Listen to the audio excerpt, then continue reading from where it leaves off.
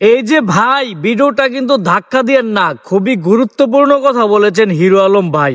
Hero Alam ভাইয়ের বউকে তিনি বলেছেন তুমি কিন্তু ঘরে থাইকো, বাইরে যাও না। কি ভাই, হিরো আলম ভাই কি এটা সত্যিই বলেছেন? আমার বিশ্বাস হয় না। তাই হিরো আলম ভাইয়ের কথাগুলো আগে শোনেন। আসলে নিজের ঘর ঠিক রাখার জন্য আপনারা সবাই জানেন নিজের ঘর ঠিক রাখতে পারে কিনা। নিজের ঘর ঠিক রাখার জন্য আপনার নিজেরা সাক্ষী। তাকে কিন্তু ঘরে রাখার জন্য অনেকবার অনেক দেখাতে হাতে না ধরতে, ঘরে থাকো, বাইরে না, বাইরে কাজ করো না। আমি এরকম দেখুন বাইরে কেন কাজ করবা, আপনার নিজেরা দাঁড়িয়ে রাখি ঘরে ঠিক রাখার জন্য আমি চেষ্টা করেছিলাম। কিন্তু ঘর নির্বাচনের বিষয়টা বলি কি, এখন মূল টার্গেট আমি সামনে নির্বাচন করতেছি, চিন্তা ভাবনা করতেছে। আলম তো আমরা চলে যাওয়ার পরেও তো আলমকে কেউ থামাতে পারতেছে না। আলমক তো মাঠে থেকে কেউ ছড়াতে পারতেছে না। আলম তো দিন দিন উঠতেছে।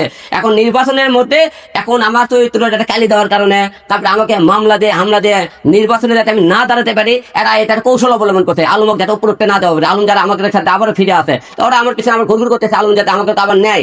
এই কারণে ওরা আলমের নির্বাচনটা পাঞ্চার করার জন্য, আমার নির্বাচনের প্রার্থীটা বাতিল করার জন্য যাতে না দাঁড়াতে পারে, এরা এক ধরনের একটা কৌশল অবলম্বন করতেছে। আলমক যেভাবে ধ্বংস করা হোক। আলমক দেখে নারী কেলেঙ্কারি দিচ্ছে একের পর এক, কিন্তু কিন্তু প্রমাণ দেখাতে পারে না, খালি কেলেঙ্কারি দেয়। আপনি দেখেন প্রমাণ ছাড়া তো কোনো কিছু হয় না।